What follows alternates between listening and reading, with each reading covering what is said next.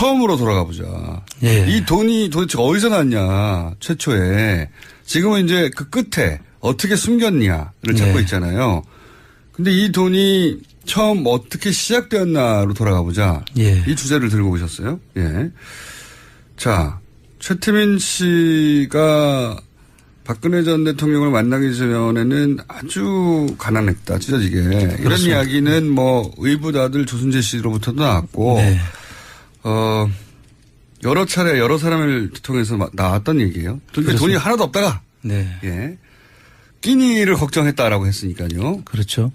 근데 갑자기 이렇게 어마어마한 부자가 됐어요. 무슨 재벌도 아닌데. 그 최태민 씨가 은평구 쪽에 살 때 그렇게 찢어지게 가난하게 살다가 박근혜 씨를 만나서 고국 선교단을 조직을 하게 되죠. 그게 출발입니다. 예. 그렇죠. 그 선교단을 조직하면서 갑자기 돈을 모으기 시작했고 예. 그 돈들이 이제 계속 뒤로 이제 연결이 되는 자금들인데요. 첫 종잣돈은 그러니까 구국 봉사단, 선교단을 하면서 그때 이제 뭐 그런 얘기가 많이 있었어요. 기업으로부터 그렇죠. 돈을 쥐어짰다. 뭐 이런 얘기가 많이 있었습니다. 그때 뭐 대기업들한테 찬조금을 받기도 하고 네. 또 그 구국 봉사단이 구국 선교단으로 처음에 시작됐다가 구국 봉사단으로 갔다가 새마을 봉사단으로 바뀌는 네. 과정인데 그 당시에 그 구국 선교단에 그 가입되면 한 70만 명의 회원이 된다고 그래요. 예. 그 70만 명의 회원들이 그 재벌들을 통해 가지고 그다음에 찬조금을 받고 예. 월 운영비도 거기서 예. 상당히 받았다는 거죠. 70만 명을 운영할 정도였고. 예, 그렇죠. 그리고 박근혜 대통령의 딸 영애가 총재였기 때문에. 그렇습니다. 네. 이것은 박근혜 대통령의 관련성뿐만 아니라 박정희 대통령의 뜻이구나라고 기업들이 받아들였겠죠. 당연하죠. 그 당시에 명예총재로 추대를 해놓고 그 최태민 씨가 그것을 이용해서 아마 네. 기업들로부터 돈을 받은 것으로 보입니다. 그래서 어마어마한 돈을 받았다. 그게 이제 첫 번째 축제였을 것이고. 그 다음에 그 다음에는 이제 박정희 그 대통령 서거 이후가 되는데요. 그때 갑자기 돈이 들어왔다고 그랬어요. 조순재 씨가. 그렇습니다. 그때가 이제 박정희 비자금으로 우리가 이제 통칭하면 이제 프레이저 보고서에 나와 있는 이야기하고 그다음에 청와대에 있던 지금 금고 2개. 가 사라졌다고 했죠. 예. 그 금고 2개 중에 하나는 9억. 예. 하나는 나중에 그 안병호 장군으로부터 나오는 뭐 1톤 트럭 반을 이제 박근혜로부터 받아왔다는 그 비자금이죠. 그 2개가 거기는 얼마가 들었는지 나오지가 않습니다. 그 당시에 이제 지금 박근혜 씨로부터 안병호 장군이 설득을 해서 받아온 자금이 1톤 트럭 반이라고 했으니까. 그렇게만 나왔지. 그 안에. 그 금액의 구체적인 금액은 나오지 않았습니다. 1톤 트럭 반 안에 돌만 들었을 수도 있지 않습니까? 그렇죠. 그 금고가 아마 최태민 씨 집 구석에 방을 만들어서 거대한 금고가 있었다고 하는 최태민 씨 아들의 그렇죠. 증언하고 연결된 그 금고가 아닐까 추정이. 그걸로 바로 연결되는 거라고 봐야죠. 그 안에 뭐 금괴도 있었다고 하고. 뭐 CD도 있었다고 하고 예. 채권도 있었다고 하고 그러죠. 예. 그 안에 들어있는 게 조단이었다라고 이제. 그 당시에 최태민 씨 그 자제분이 이야기는 최재석 씨라는 분인데요. 그분 이야기로는 한 3, 4천억 정도 그 당시에 자기가 볼 때는 한 3, 4천억 정도 된다고 그렇게 얘기를 한 적이 있죠. 자신의 추정이었고요. 예, 그렇습니다. 근데 이제 그때 그것이 부동산화한 것도 이미 있었기 때문에. 그렇죠. 예, 그 당시 이미 조단이 정도 됐을 거라고. 금고 안에는 3, 4천억 뭐 부동산 다 합치면 조단이 아닐까 이런 이야기를 하긴 했었습니다. 네. 확인한 사람이 없는 거죠, 지금. 그렇습니다. 네. 그분들 이야기인데요. 뭐 정황적으로 보면 충분히 있었음직한 이야기들이죠. 최재석 씨도 금고 얘기를 했지만 그다음 조순재 씨 의붓아들이죠. 그렇죠. 예. 조순재 씨 이제 유경재단 정수장 경남대학 쭉 역할을 했던 재산 관리를 했던 조순재 의붓아들 조순재 씨 또 박정희 대통령이 사망하고 나자 어마어마한 돈이 들어왔다. 예. 그렇게 표현을 했었습니다. 그렇습니다. 예. 그리고 그 비자금 금고라고 보이는 그 금고를 최초로 옮기신 분으로 지금 알려져 있죠. 그 같이 최태민 씨와 조순재 씨가 그 금고를 옮겨가지고 아까 작은 방에 그 금고를 전부 다 금고로 썼다라는 그 방 속에 네. 옮겼던 분으로 알려져 있습니다. 구급봉사단이 첫 축제고 그다음에는 이제 프레이저 보고서에 나오는 비자금, 그다음에 네. 옮겨진 금고. 네. 그런 다음에 그 이후로 사망 이후로 박근혜 전 대통령이 유경재단이나 정수학회, 영남대학을 통해서 또 현금화하거나 네. 빼돌렸다고 말하는 돈들도 있어요. 그렇죠. 예. 땅을 팔아가지고. 예. 그 영남대학 재단에 땅을 팔았다는 것하고 그다음에 뭐 입학 부정 비리를 통해 가지고 영남대학도 있었죠. 예, 예. 영남대학 부분도 있었고 그거는 크게 화제가 됐었던 당시에는. 예. 그렇습니다. 그리고 그 유경재단은 뭐 형제들 간에 분규가 일어나고 예. 뭐 여러 가지 사건들이 계속 일어났죠. 유경재단의 땅만 조 단위의 가치가 있다 이야기도 합니다. 예, 지금 부동산만. 현재 그 부동산 가치가 조 단위가 넘는다고 하죠. 그거는 조 단위일 걸이 아니라 조 단위라고 평가받고 있습니다. 이미. 그렇죠. 예, 유경재단 재산은. 영남대학에 이제 지금 방금 말씀하신 부정 입학권은 당시에 억대를 받고 대학에 그냥 입학시켜 준 사건이죠. 그렇습니다. 학생들을. 80년대 영남대학에 있었고 그때 그렇게 해서 축제한 돈도 여기 일부가 되지 않았을까. 예, 그렇습니다. 그리고 또 있습니까? 이 종잣돈에. 이 자금 외에도 이제 그 월남 파병 용사들에 대한 그 전투수당 예. 또 유족 그 위로금 뭐 등등에 대한 부분에 대해서도 한 90%를 이제 띄놓고 10%만 지급했다는 지금 이야기가 있죠. 그건 어디서 나오는 이야기입니까? 그게 이제 이세호 장군이라고 그 당시에 파월 사령관 하신 분이 네, 파월 사령관. 그 기자회견을 통해서 밝혔던. 아, 그렇습니까? 네. 언제 그런 기장을 하셨죠? 그 당시가 연도수는 제가 기억을 못 하겠는데요. 아마 네. 그 기자회견을 하고 그 지금 현재 그 파병이 됐던 지금 아직 그분들이 살아 계시거든요. 예. 그분들의 진술도 지금 많이 나오고 있죠. 그런데 이제 미국으로부터. 미국의 그 브라운 각서라는 네. 것이 있는데요. 그 브라운 각서에 미국 군인들하고 똑같은 금액으로 전투수당을 지급하기로 했다는 것인데 아하. 그때 당시에 금액도 나와 있고요. 네. 그 월 500불이라는 걸로 당시 기준으로 500불이라는 건데 실제로 우리 군인들이 받았던 것은 50불 수준이었다 그런 이야기입니다. 450불이 어디로 갔냐. 다 그렇습니다. 군인 주라고 준 건데. 라고 당시 파월 사령관이 이 돈 어디 갔냐고 기자회견을 했었다고요. 그렇습니다. 그분 어떻게 됐습니까 나중에. 지금도 아직도 계시는 걸로 알고 있습니다. 지금. 한번 만나보실 필요가 있을 것 같은데요. 그렇죠. 프로파일러시니까. 그 이야기는 저도 얼핏 들었지만 이렇게 구체적으로는 처음 들었어요. 파월 사령관이 그런 얘기를 한 적이 있군요. 그 돈도 어딘가에 쓰였겠죠. 예. 어딘가에 모여있거나. 그렇습니다. 그래서 지금도 그분들 파월 군인들 모임이 있는데요. 그 모임에서 지금 이 자금을 찾기 위해서 그 단체를 만들어서 지금 이 특별법을 만들어서 찾아야 된다고 저희들한테 힘을 보태주고 있는 겁니다. 그분들도 예. 내 450불 내놔라. 그렇죠. 450불이라고 하는 액수 때문이 아니라 생각해보면 자기는 목숨을 목숨값이죠. 예, 네. 목숨을 걸고 갔는데 갔다가 다친 분도 많고요. 근데 그걸 빼먹었어. 이거지 않습니까? 그게 화가 나는 거죠. 그렇죠. 엄청나게 국민들 그분들만 화가 나는 것이 아니라 저희 국민들로서도 분노를 해야 되는 거죠. 당연합니다. 네. 이분들도 지금 그런 특별법이 만들어지면 이 450불에 지금 그 흔적을 찾아가지고 지금 돈은 지금 남아있을지 아니면 없어졌을지는 모르겠으나. 그건 상관없이 찾아야겠죠. 어쨌든 그 사실에 대해서는 확인을 해야 되겠다는 것이 그분들의 입장이죠. 확인하고 싶으시겠죠. 자, 요게 이제 종잣돈의, 구분. 네. 이런 돈이 아니었을까라고 추정하는데 오늘은 이 중에서 구국 봉사단을 좀 자세히 들어보겠다. 예. 예. 그거죠? 예. 네, 그렇습니다. 자세히 들어가 보죠. 예.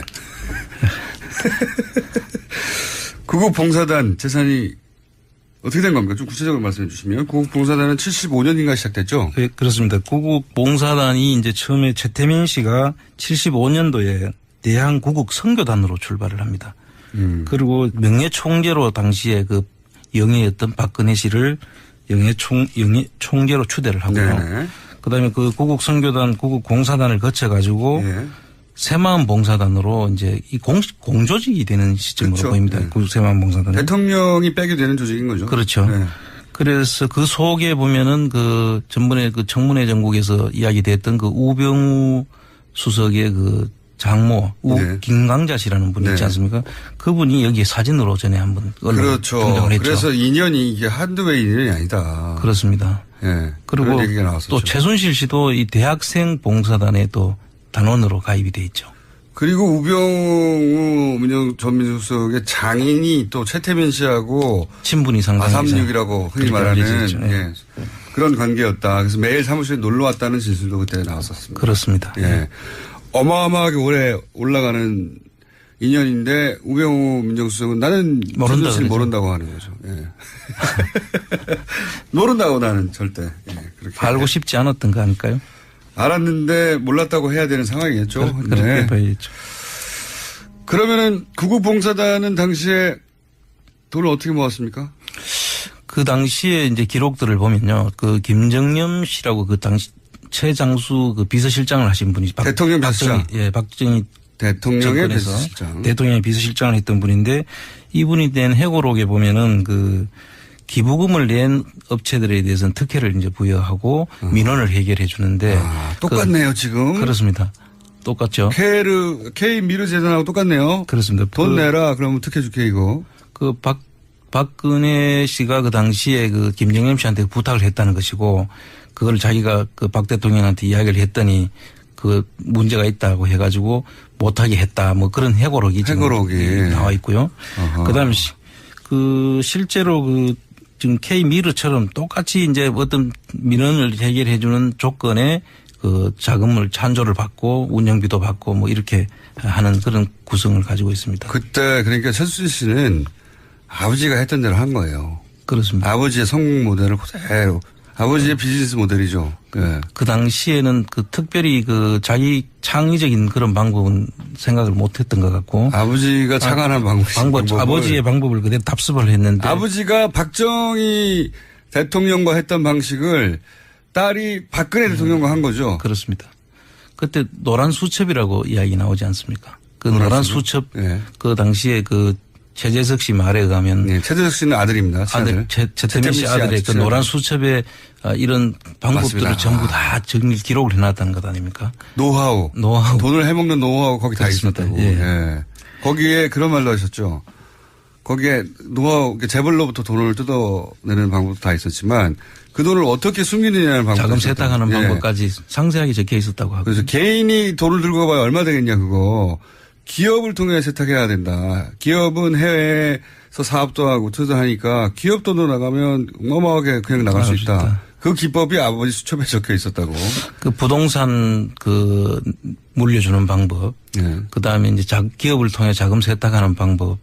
뭐 등등 해서 여러 가지 다양한 수법들을 아마 전수를 했던 것이. 보물수첩이죠. 보물수첩. 봐야 됩니다. 예. 그 보물수첩이 어디 갔는지 최재석 씨가 최태민 씨한테 찾고 싶었으나 없었다. 네. 예, 없었고 아마도 그걸 보고 최순실 씨가 지금 이런 사업들 그러니까 돈을 해외로 빼돌린다든가 네. 아니면 K 미르 재단 만든다든가 하는 것들을 다 구상한 게 아닐까 뭐 이렇게 추정을 했었죠 그때. 예. 그렇게 봐야죠. 가능성이 굉장히 높습니다. 네. 예. 그리고 그렇게 모은 돈은 누가 관리했습니까 그러면? 그 모은 돈을 이제 최태민 씨가 처음에 관리를 하다가 예. 그 최태민 씨 사망 이후에는 임선희 씨한테 잠깐 그 갔다가 부인 예. 최순실 씨 모친 부인으로 갔다가 그 딸 최순실 씨로 지금 내려오는 과정이고 지금 이제 다시 그게 정유라까지 가지 3대, 않았나. 예, 3대째로 가지 않았나. 지금 그렇게 보이고 있습니다. 조순재 씨가 그런 말도 했어요. 돈천지였다고. 예. 돈이 너무 많이 들어와가지고. 그 하여튼 뭐 박근혜를 그 명예총재로 앉혀놓고는 돈 천지였다 이런 녹취록이 있죠. 그러면서 그런 말도 했습니다. 정말 이해할 수가 없는 것이 왜 그것을 박근혜 전 대통령이 관리한 게 아니라 왜 최태민에게 다 전 재산을 관리하게 했을까. 그 대목을 이해할 수 없다고 그 녹취록이 남아있거든요. 그 당시에 사실 박근혜 씨는 그 사회활동도 해본 적이 없고 네. 그 돈을 관리할 만한 그런 그 그 경험이 없었죠. 뭐 그렇다 하더라도 조순재 씨는 그 대목 이상 이해할 수 없다고 뭐 하여튼 뭐 두 사람 뭐 특별한 관계나 뭐 그런 것도 작용했을 수가 대단한 있고요. 신뢰 관계가 아니었겠는가 뭐 이런 추정을. 신뢰 관계보다 더 넘어서는 선으로 갔을 수도 네, 있죠. 이 관계가 아주 탄탄한. 네. 그 뭐 이해할 수 없다고 남기긴 했습니다. 녹취록이 생각나서 말씀드렸고. 근데 그 중에서 좀 구체적인 사례는 없습니까? 예를 들어서 이걸 봐라 이런 식으로 한 것이다. 그렇습니다. 그 구국 선교단 그 당시에 그 안양에 있는 그 석수동 땅이 있습니다. 구국선교단 소속 소유의. 아니 그 당시에는 그 경기도 소유였죠. 예. 경기도의 그 종축장 토지였는데 예. 그 토지가 한 7만 평이 이르는데요. 예. 그 7만 평을 구국 선교단이 네. 사서 사서. 신모 씨라는 분한테 이제 그거를 넘겨주는데요. 예. 넘겨주고 봉사단이 일단 사가지고 예. 안양시로부터 예, 시로부터 경기도로부터 사서 예. 그거를 다시 신모 씨한테 매각을 하고 예. 그 신모 씨는 1628명에 해당되는 그 당시에 그 사람들한테 여기에 청계천 공구상가가 들어올 거니까 사라고 해서 그 1628명이 그걸 샀습니다. 그런데 이 사는 과정이 아주 수상하죠. 기획부동산의 전형적인 모델이에요. 그때부터 벌써 기획부동산의 형태였는데 사실 이 신모 씨가 구국봉사단으로부터 등기가 넘어오기 전에 신모 씨 거 소유가 아닌 시점에 이걸 계약을 합니다. 1628명하고. 완전 기획부동산인데요. 차이가 있다면. 기획부동산도 거기다 구국봉사단을 끼워서 자기 소유도 아닌 상태에서 이미 소유가 될 걸 알았던 거죠. 알고 네.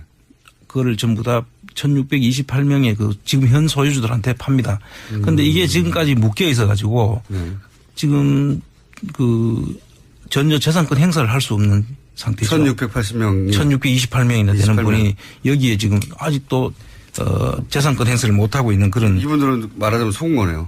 그렇습니다. 당한 거네요. 당한 거죠. 지금 일종의 이제 토지 사기죠. 그런데 그 이후에 그 돈을 이 1628명. 시간이 다 돼버렸습니다. 아, 그렇습니까? 하이라이트인데. 하이라이트 들어가기 시작했는데 그 구체적 사례가 이거 말고 더 많이 있네요. 쭉 보니까. 네, 그렇습니다. 뭐 근데 이 부분은 꼭 한번 다시 이야기를 해야 될 것 같습니다. 당연히 다음 시간에 할 거고요. 번개 한번 때려 끝내야 될 것 같습니다. 오늘은 여기까지. 봉사단, 선교단을 하면서 그때 이제 뭐 그런 얘기가 많이 있었어요. 기업으로부터 돈을 쥐어짰다. 뭐 이런 얘기가 많이 있었습니다. 그때 뭐 대기업들한테 찬조금을 받기도 하고 또 그 구국봉사단이 구국선교단으로 처음에 시작됐다가 구국봉사단으로 갔다가 새마음 봉사단으로 바뀌는 과정인데 그 당시에 그 구국선교단에 그 가입되면 한 70만 명이 회원이 된다고 그래요. 그 70만 명의 회원들이 그 재벌들을 통해 가지고 그다음에 찬조금을 받고 월 운영비도 거기서 상당히 받았다는 거죠. 70만 명을 운영할 정도였고. 그렇죠. 그리고 박근혜 대통령의 딸 영애가 총재였기 때문에 그렇습니다. 이것은 박근혜 대통령의 관련성뿐만 아니라 박정희 대통령의 뜻이구나라고 기업들이 받아들였겠죠. 당연하죠. 그 당시에 명예총재로 추대를 해놓고 그 최태민 씨가 그것을 이용해서 아마 기업들로부터 돈을 받은 것으로 보입니다. 그래서 어마어마한 돈을 받았다. 그게 이제 첫 번째 축제였을 것이고 그 다음에 협방하고 나자 어마어마한 돈이 들어왔다. 그렇게 표현을 했었습니다. 그렇습니다. 그리고 그 비자금 금고라고 보이는 그 금고를 최초로 옮기신 분으로 지금 알려져 있죠. 그 같이 최태민 씨와 조순재 씨가 그 금고를 옮겨가지고 아까 작은 방에 그 금고를 전부 다 금고로 썼다라는 그 방 속에 옮겼던 분으로 알려져 있습니다. 구급봉사단이 첫 축제고 그 다음에는 이제 프레이저 보고서에 나오는 비자금, 그 다음에 옮겨진 금고. 그런 다음에 그 이후로 사망 이후로 박근혜 전 대통령이 유경재단이나 정수영학회 영남대학을 통해서 또 현금화하거나 빼돌렸다고 말하는 돈들도 있어요. 그렇죠. 땅을 팔아가지고. 그 영남대학 재단에 땅을 팔았다는 것하고 그다음에 뭐 입학 부정 비리를 통해 가지고 영남대학도 있었죠. 영남대학 부분도 있었고 그거는 크게 화제가 됐었던 당시에는. 그렇습니다. 그리고 그 유경재단은 뭐 형제들 간에 분규가 일어나고 뭐 여러 가지 사건들이 계속 일어났죠. 유경하고 뭐 CD도 있었다고 하고 채권도 있었다고 하고 그러죠. 예. 그 안에 들어있는 게 조단이었다라고 이제 그 당시에 최태민 씨 그 자제분이 이야기는 최재석 씨라는 분인데요. 그분의 이야기로는 한 3, 4천억 정도 그 당시에 자기가 볼 때는 한 3, 4천억 정도 된다고 그렇게 얘기를 한 적이 있죠. 자신의 추정이었고요. 예, 그렇습니다. 근데 이제 그때 그것이 부동산화 한 것도 이미 있었기 때문에. 그렇죠. 예, 그 당시 이미 조단이 좀 됐을 거라고. 금고 안에는 3, 4천억 뭐 부동산 다 합치면 조단이 아닐까 뭐 이런 이야기를 하긴 했었습니다. 네. 확인한 사람이 없는 거죠, 지금. 그렇습니다. 네. 그분들 이야기인데요.